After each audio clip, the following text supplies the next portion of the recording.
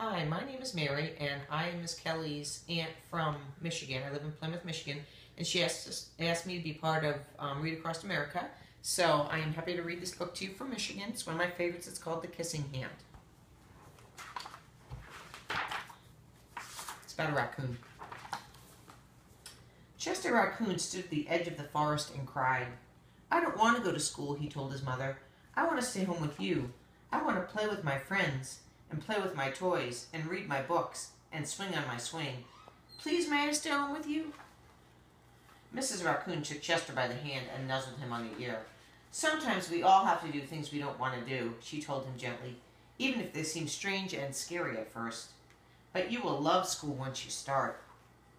You'll make new friends and play with new toys, read new books and swing on new swings. Besides," she added, "I know a wonderful secret that will make your nights at school seem as warm and cozy as your days at home." He goes to school at night because he's nocturnal. That means he stays up at night.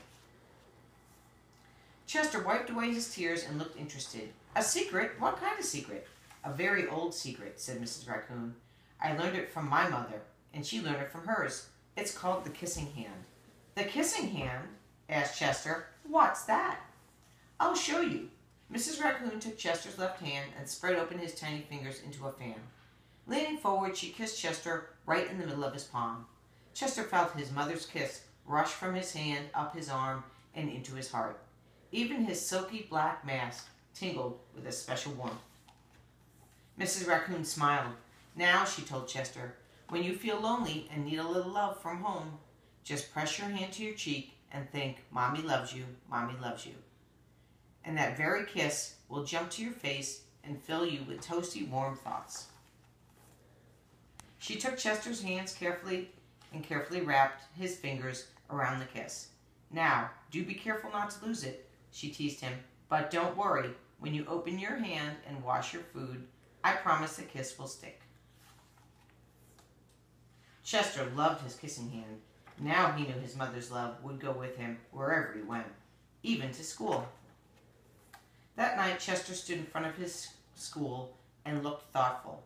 Suddenly, he turned to his mother and grinned. "Give me your hand," he told her. Chester took his mother's hand into his own and unfolded her large, familiar fingers into a fan. Next, he leaned forward and kissed the center of her hand.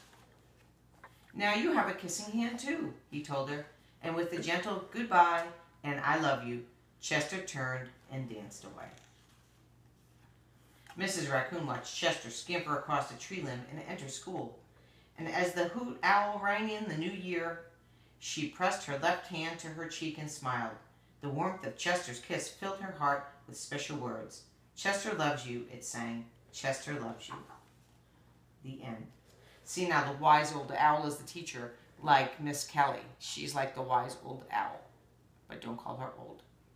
So that's it for Michigan. Remember, readers are leaders, so read a lot and be nice to Miss Kelly and tell her that she needs to make you treats at least once a month. Bye.